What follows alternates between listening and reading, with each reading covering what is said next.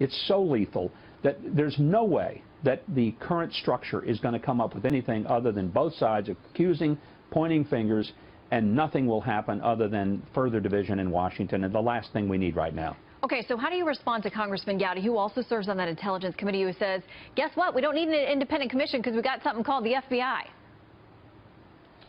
Well, I'm not sure the FBI can be trusted in this. It seems like James Comey has, in many ways, discredited himself over the past several months, whether it's during the time of the pre-election, whether he thought Hillary was under investigation, not under investigation, did Trump Tower get surveilled or did it not get surveilled? And I think both Democrats and Republicans are having a real hard time believing that the FBI is as independent, at least at the top, that it needs to be. I think out in the rank and file, yeah, it is. Gowdy is right, though, about one thing, and that is that, of course, the chairman of that committee has every right to go to the White House and have a conversation with the president. But as far as a detailed and a thorough and a fair and objective investigation, I don't think it's possible happening within the context of current members of Congress up for re-election with the opportunity to sit in front of cameras and perform for the public. There were many tense moments and, according to state media, hundreds of arrests made in Moscow alone.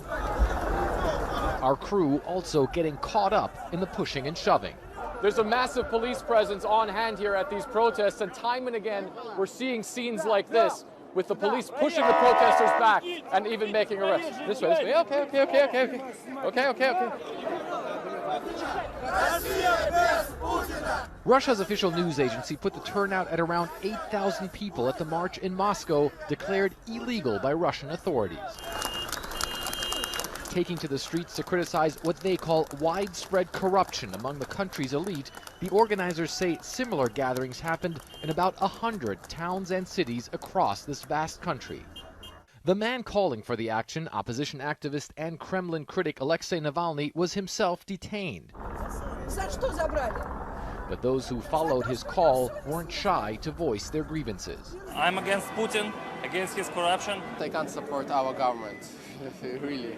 They steal our money using their power. These protests don't pose a serious threat to Russia's President Vladimir Putin, who boasts approval ratings of around 80%. But they showed the opposition is willing to take to the streets whether the authorities allow them to or not. Fred Pleitkin, CNN, Moscow.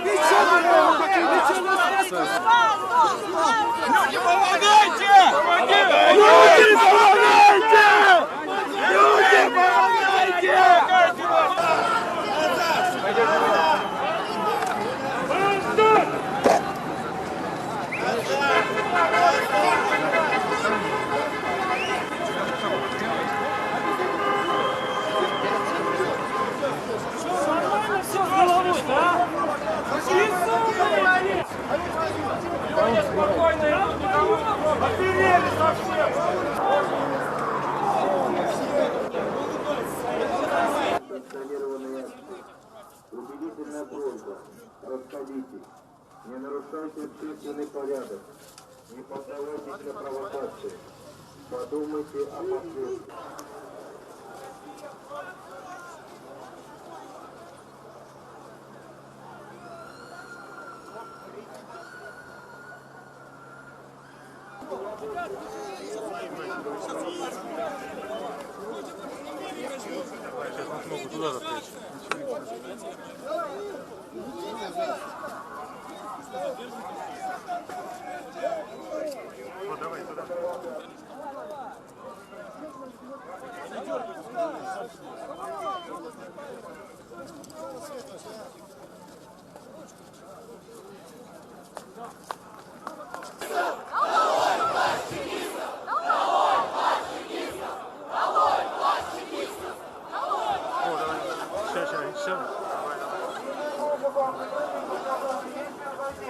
В случае невыполнения законных требований сотрудников полиции вам будет применена физическая сила и спецсредства.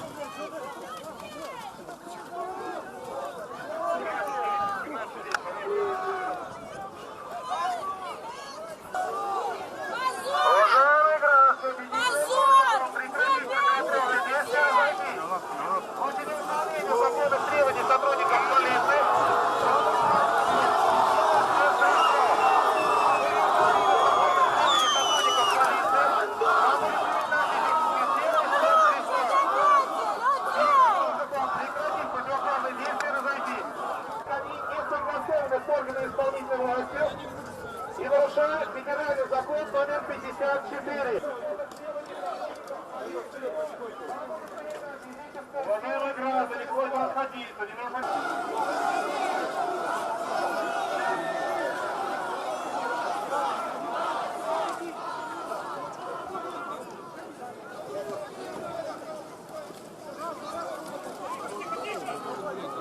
Уважаемые граждане, объявительная просьба прекратить противоправные действия и разойти. В случае неисполнения законных требований сотрудников полиции вам будет применена физическая сила и спецсредства. Помните, ваша акция не согласована с органами исполнительной власти. Будет применена физическая сила и спецсредства.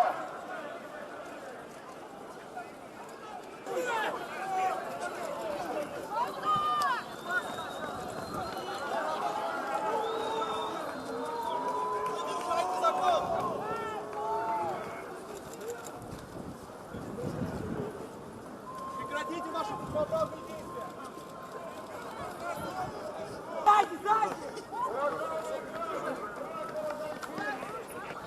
Да я вижу, ты их сзади прикрываешь, я тебя снесу. Они же не видят, что мне это я прикрываю.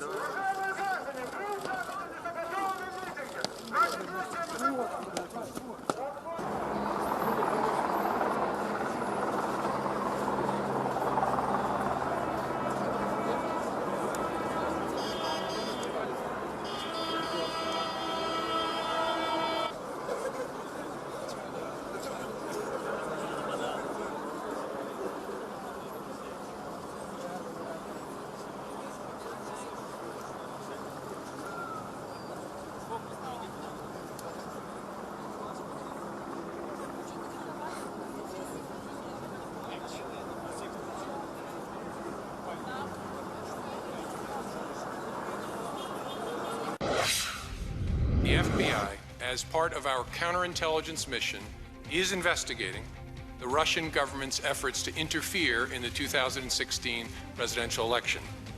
And that includes investigating the nature of any links between individuals associated with the Trump campaign and the Russian government, and whether there was any coordination between the campaign and Russia's efforts.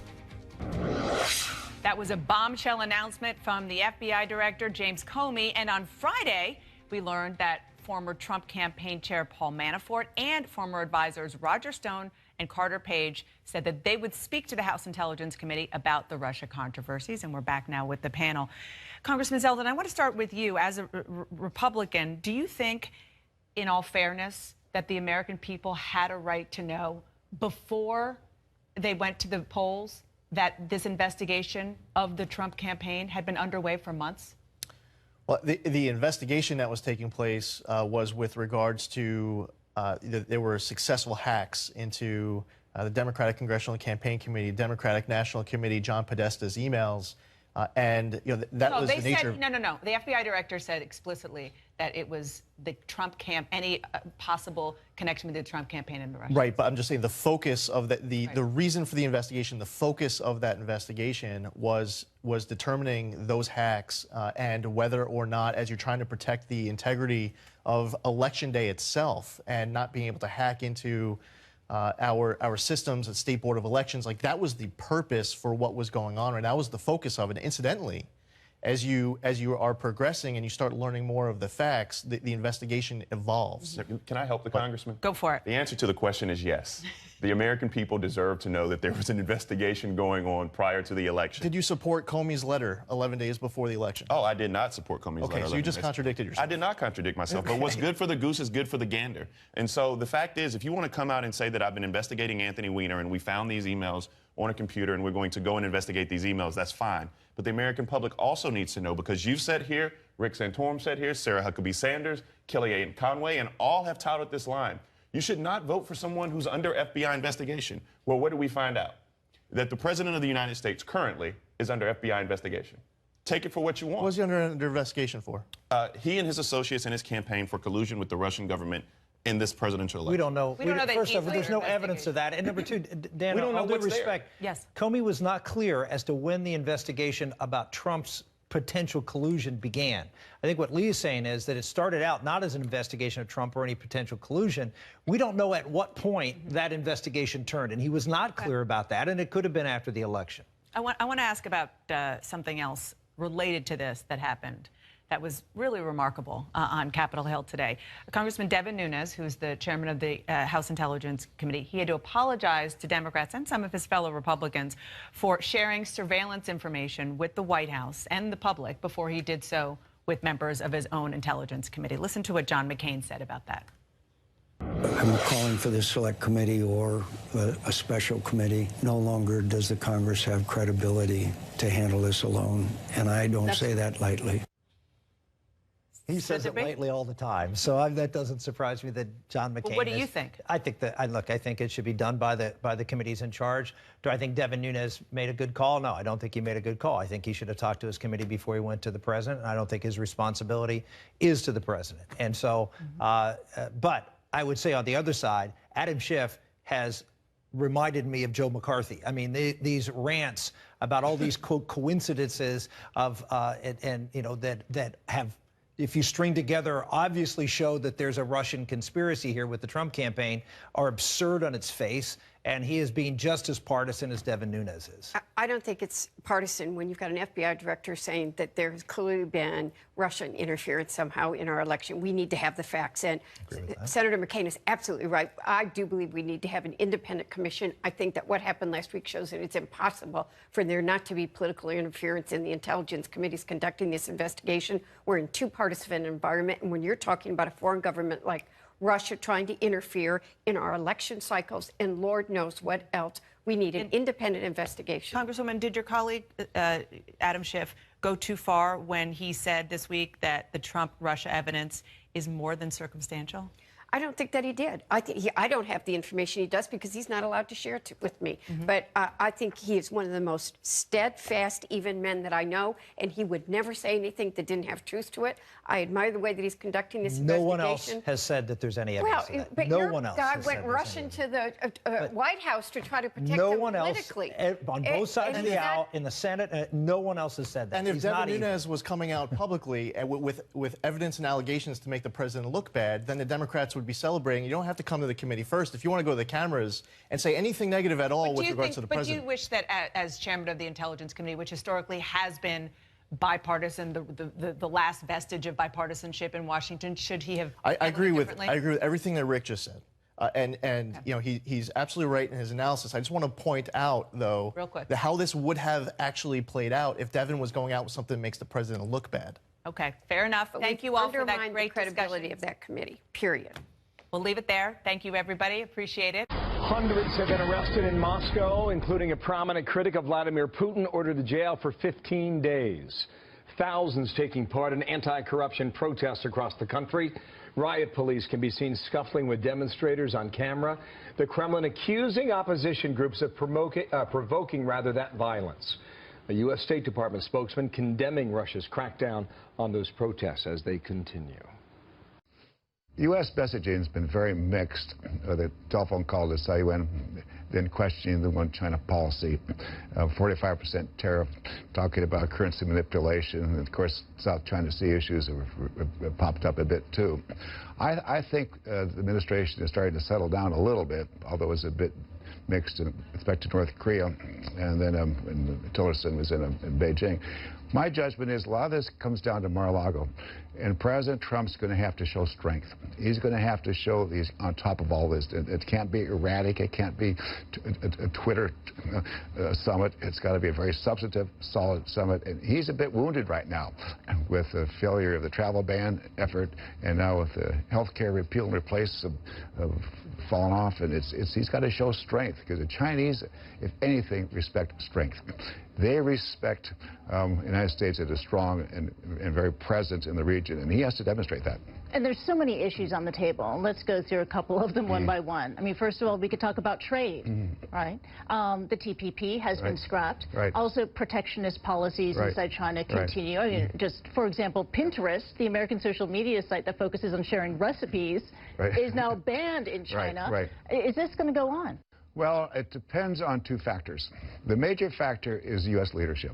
If the United States shows the right kind of leadership, because countries around the world still look to the United States for leadership, China's going to recognize that, and that China is going to have to deal with that. On the other hand, China may want to go